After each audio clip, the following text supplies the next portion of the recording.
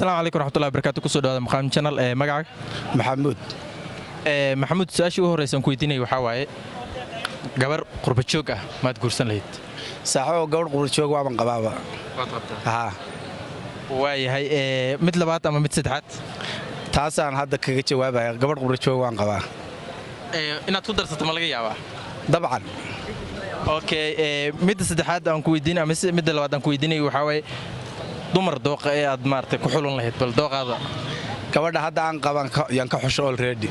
waa xushayba sheebahan waxa noo tilmaanahan mid aan hadda qaban ka xusho waana gabadh diin leh oo akhlaaq leh يعني waad xulatay oo ay ku joogtaa laakiin anaga ma naqaano yani tilmaanahan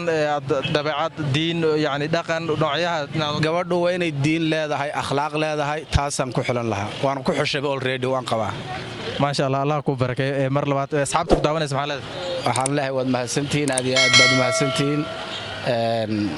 su'aashan intaasaan kaga gaabsaday السلام عليكم ورحمة الله وبركاته كسو دو مقام channel mar kale magacaaga maxamuud Suleymaan Xaashi maxamuud sanadii hadda tagtay 2021 maxaa xasuus ay kugu reebtay ama ka haysataa wallaahi waa sanad isugu jira mix reaction oo guul aan gaaray guul daran ay soo hooyaday waxa ugu wanaagsan aan isdhihi karo sanadaha hadda soo dhaafay waa qabatay waxa way wax qabad dhanka bulshada u qabtay aan isdhihi karo cilmigaaga ilaahay aqoonta uu ku siiyay la wadaagtay waxyaalaha ugu muhiimsan aan heli karo waxa way waxaan helay jacaylkayga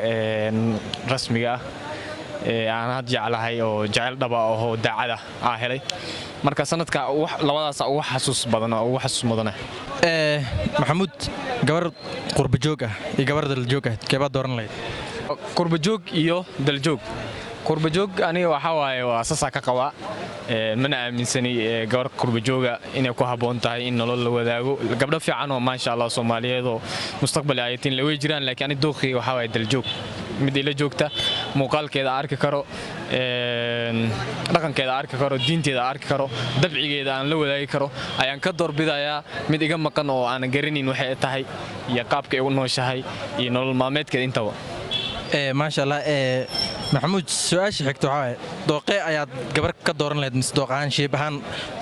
nooshe sheebahan in gabar xawadka inta laabta dheerkeeda uu gaaray laabteeda uu gaarayo ayaan jeclaan lahaa midabkeedu muhiim ah inuu madow yahay inuu cad yahay midab qurxoon oo adiga maxaan ku raada hadii labada la isku qabto la madow iyo cadaanka doorbidi lahaa laakiin qasab ma aha laakiin waxa qasaba in ay maxaan ku raada aad u buurnayn aadna u qaliirnayn dhaxaad tahay dhuuban tahay dhaxyar tahay size 8 ay tahay waa fahmaysaa ما شاء الله محمود waxaad dooratay gabar adiga ka gaaban gaabnida dadka badan ma jeclo adna maxaa ku dooratay aniga dheer aniga nacada soo dheeraan gaabnida marka gaabnida zaid ma laakiin size waxa qasaba in ay ku dhacayso xabad macnaha madaxeedu iyo laabteeda istaabanayaan mid xigto adiga cad oo cadaan maartada maxaa ku sii dooratay ma maleynay laakiin cadaan maxaa ku dooratay adiga cad mid madow ma isdhay madow waa sharaf horta lama helo gabdhaha madowna aad baan u taageersanahay oo ayaga kama saarin macnaha kaalinta ah inaan nolol la qaadanay kama saarin oo ay ku jiraan laakiin gabar cad iyo nin cad waxa ka soo baxa waa cad inkastoo hadda gabdhii dhan wada cad yihiin oo la kala garanayn mid natural ah iyo mid oo martay maxaan ku raahdaa daawada gabdhaha madow waa gabdho sharaf leh kamana baxsana macnaha dooqiga way ku jiraan waana taageersanahay laakiin aniga dooqiga waxa waaye aniga cad gabar cad saasaan jeclahay maxamuud maalmahan dambe waxaa jirta in kaniini ay la qayaan gabdhihii ay bari aysan lahayn iska soo ridayaan faruuri aysan lahayn buurnaan aysan lahayn aysan u dhalin marka bal maxaad ku tilmaami lahayd misna adiga is leedahay horta inaad midabkaaga bedesho in shape-ka Ilaahay subhanahu wa ta'ala uu ku sameeyay bedesho waa wax ka baxsan diinta iyo dhaqanka Soomaaliyeed waa wax ka baxsan mana ku waaninayay waxaan leeyahay gabdhaha sheebkooda bedelaya waxaad ogaataan qof sida ilaahay subxaanahu wa tacaala uu ku abuuray kugu qaadan waayey adigoo isbedelay kun jeer hataa kuma qaadanayo sidaada ahaw ku qanacsanow ilaahay waxaa xigmad baa ku jirta jirkaas iyo boodhigaa lagu siiyey xigmad baa ku jirta ku qanacsanow qanaacadaas haddaa la timaado waxaa laga yaabaaba in doorasho aad ku hesho oo minallaahi iyo dadka bulshadu intaba saasaan ku wargelin lahaa dee waxaan leeyahay ha isdhaafinina xadka ilaahay subxaana wa tacaala uu idin siiya ha isdhaafinina waana ka soo horjeedaa arrinkaaseeto oo kuma raacsani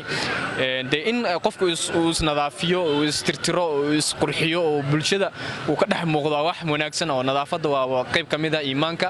laakiin inaad ku dardarto oo sida ilaahay subxaana wa tacaala kuu khaaliqay ama kuu abuuray inaad maxaan ku rahdaa aad ka sii badbadiso waa dembi bay kugu tahay waa xadgudub bay kugu tahay gabdhaha walaalahii ee Soomaaliyeed ee muslimiinta meel kasta ay joogaan waxaan kula talinayaa in ilaahay subxaana wa tacaala sheebka uu siiyey ee ku qanacsanaadaan qanaacada wax ka weyn ma laha maasha Allah maxamed dhalinyaro badan ku garanaysa iyo kuwaan ku garanayn waa ku daawan doonaa insha Allah maxaad leedahay fariin u faraysaa aad isleedahay fariin waxaan u farayaa horta shacabka muslimiinta meel kasta ay joogaan waxaan leeyahay guuleysta ilaahay duuleeraado waxaan fariin halka ugu dirayaa madaxda Soomaaliya wadanka aan ka dhashay aan jeclahay waxaan leeyahay heer la iska qabsado iyo maxaan ku raahdaa iyo heer maxaan ku raahdaa kala tag iyo kala guur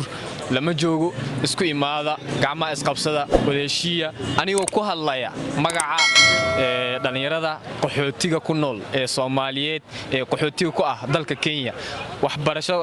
maxaan ku raahdaa deeq waxbarashana ku joogta dalka magaalada Nairobi anigoo ku hadlaya magacooda waxaan leeyahay fariintaas waxay ka socotaa dhalinyarada qaxootiga ku nool ee Soomaalida ay idinku tashanaysa idin fiirsanaysa ee mustaqbalkii wadanka iyo mustaqbalkiina fiirsanaysa baan leeyahay inta isku tagtaan gacmaha isqabsataan waxaan ku raahday tafaraaruq idinku dhex jira xaliya madaxdaasaan rabaa inaan fariin u diro shacabka Soomaaliyeed meel kasta ay joogaan waxaan leeyahay ha kala qaybsanaanina oo midba dhinac yu raacin qaarna ay taageerin muxaafadka qaarna ay taageerin mucaaradka maxaan ku raahdaa isku imaada hal dan wadayeesha aadna waxa salaamaya madaxweynaha hadda dalka madaxdiisa haaya Maxamed Cabdullaahi Farmaajo aan leeyahay taageero weyn baan ku ahay meel kasta oo aan joogto ku taageersanahay waxaan ku leeyahay dalka hor u wad mucaaradkan waxaan u baaqayaa inay raacaan isku ayid noqdaan assalaamu calaykum waraxmatullaahi wabarakaatuh ku soo dhaw maqaam jirnal magacaaga maxamed cali xasan brada maxamed sanadkii tagay 2021 maxaa xasuus uu kugu reebay ama aad ka haysaa sanadka tagay xasuus wuxuu igu reebay markaan fiiriyey sanadihii hore aan soo dhaafay ilma aha waa sanad xaaladda wadanka iyo xaaladda ee aad u adkeed ayadoo keentay shaqo la'aanta inay saaid u badneed taasoo keentay roorbaloo gabaalka la dhahayay marka adii yani dadka badana dhallinyaradaha anaga ka mid ahataa dad badana noloshooda dib u dhacday taasoo keentay shaqola'aanta sanadkaas dhacday marka hadda sanadka hadda ka baxaynaa